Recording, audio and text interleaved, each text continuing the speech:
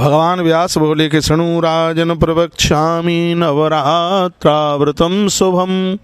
हे राजन, नवरात्रि का व्रत कितना शुभ है, शरत काले विशेषण कर्तव्यम विधिपूर्वकम।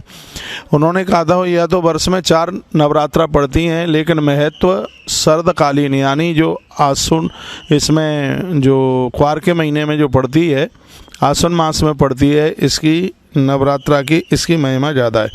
वसंते च प्रकर्तव्यम तथै प्रेम पूर्वकम द्वाव्रतम यमदष्टाख्यो नूनम सर्वजनिस्व।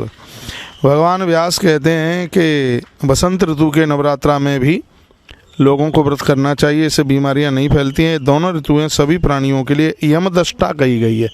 जैसे कोई व्यक्ति दांत लगा करके किसी को काट ले तो पक जाता है, तो ये ऋतुएं दोनों ऐसी हैं कि इसमें बीमारी इसलिए फैलती हैं। इस ग्रंथ में लिखा है, मैं देवी भागवत से आपको कुछ चर्चा कर रहा हूँ, इसमें लिखा है सर्दी और गर्मी दोनों आपस में मिलती है तब बीमारियाँ फैलती हैं, और गर्मी और सर्दी आपस में मिलती है तब बीमारियां फैलती हैं।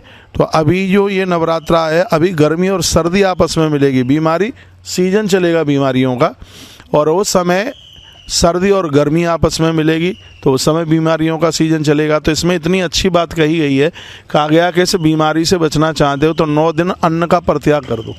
वर्णने के 9 दिन बिल्कुल अन्न ही मत खाइए, बीमार नहीं होगे बिल्कुल। बड़ी अद्भुत अद्भुत बातें कही गई है।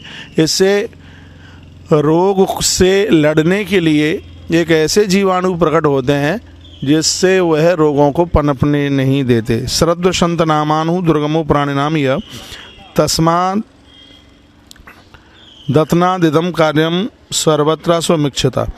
शरद और वसंत नाम की दोनों ऋतुओं में संसार में प्राणियों के लिए बड़ा दुर्गम, अतएव आत्मकल्याण करने वाले लोगों को, चाहने वाले लोगों को, इच्छुक व्यक्तियों को बड़े यत्न पूर्वक नवरात्रा का व्रत करना चाहिए। मैया जी को प्रसन्न करने के लिए तो बहुत चीज़ें हैं, लेकिन नवरात्रा से बढ़कर के कुछ भी नहीं है। इसमें घट स्थापन कीजिए।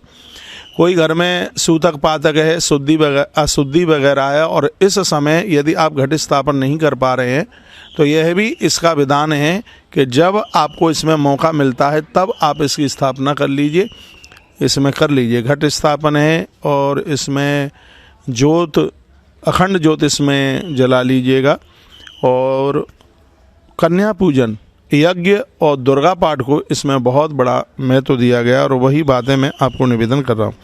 तस्मात् तत् प्रकृतव्यम चंडिका पूजनम बुधई चैत्र अश्वनी शुभे मासे भक्तिपूर्वक नराधिप। ये वसंत तथा शरद ऋतु में उत्पन्न होने वाली ये नवरात्रा स्पष्ट इसमें कहा गया है कि ऋतु बड़ी भयानक है और मनुष्यों के लिए रोग उत्पन्न कर देने वाली है, ये सबका विनाश कर देने वाली है। तो हे राजन, बुद्धिमान लोगों को चाहिए कि उन्हें चैत्र और आश्विनी मास में भक्ति पूर्वक चंडिका देवी की पूजा जरूर करनी चाहिए, क्योंकि रोगान शेषान पहंस तुष्टा रुष्टान कामान सकलान विष्टान त्वामा सितामया सिताम प्रयांति। वर्णन स्पष्ट दुर्गा सप्तशती में भी वर्णन किया गया कि ऐसी माँ है जो संपूर्ण रोगों का निपटारा कर देती है, सब रोगों को खत्म कर देती है। यज्ञ के समय पर यदि आहुति में काली मिर्च की आहुति डाली जावे तो बिल्कुल रोगों का निवारण होता है, रोग खत्म हो जाते हैं।